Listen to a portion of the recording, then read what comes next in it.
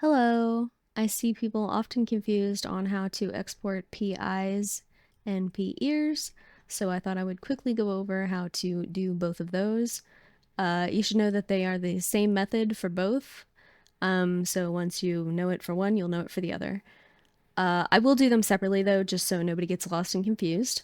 The only other thing you're going to need is a component of some sort from your ped, and that is only so that we can have our skeleton. You don't need it for the prop themselves. We're just going to use it as a reference. So just make sure you have a head or some sort of component for your skeleton. What we're going to do is select the skeleton itself and go into edit mode and then X-ray. And what we're looking for right here is this bone going straight across the middle of the head. This is your IK head bone, or it should be most of the time. And what you want to do is select this orb in the back and then do Shift S and cursor to selected, and you'll know that worked when you see this red and white cursor pop in. You can go back to object mode, select your mesh. I'll do the glasses first. Right click, set origin, and then origin to 3D cursor. And you'll see this orange pinpoint in the middle of our cursor now. That's just marking the origin for these glasses. And you'll also see in the Object Properties tab, the location XYZ has some numbers in it now. The only thing left to do is go out because you'll see them popping down here.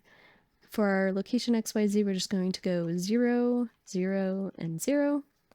And they will pop down here in pretty much the center.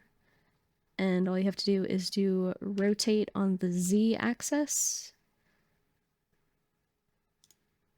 180 degrees, and then rotate on the Y 90. And this is the proper position to export APIs. This should work for any ped. I know I'm using MP female, but this should be okay even for custom peds because you're referencing the scale head bone itself. So, it should be altering that for whatever ped you're using. The only other thing to do, and this is not generally necessary, but it is a good habit to have, is do Control A and then apply all transforms just so that your rotation gets zeroed out.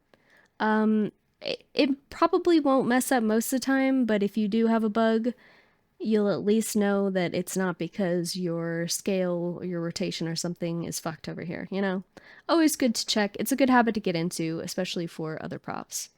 So I will do the earrings now. Let me reset the cursor just so I'm starting from the beginning.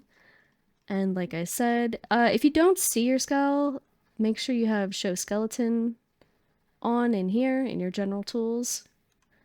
And then again, I go into edit mode. I'm going to click this orb in the back.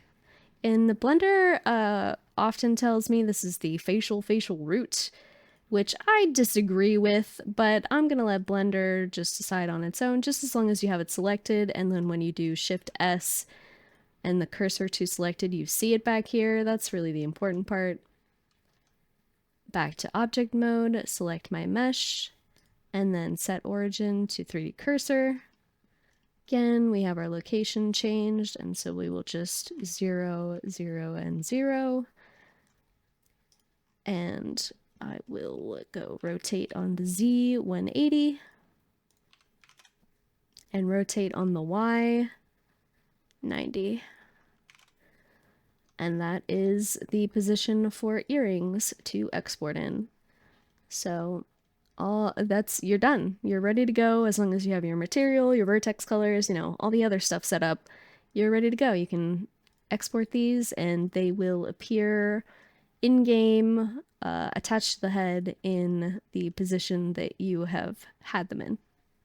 Ta-da! You're done.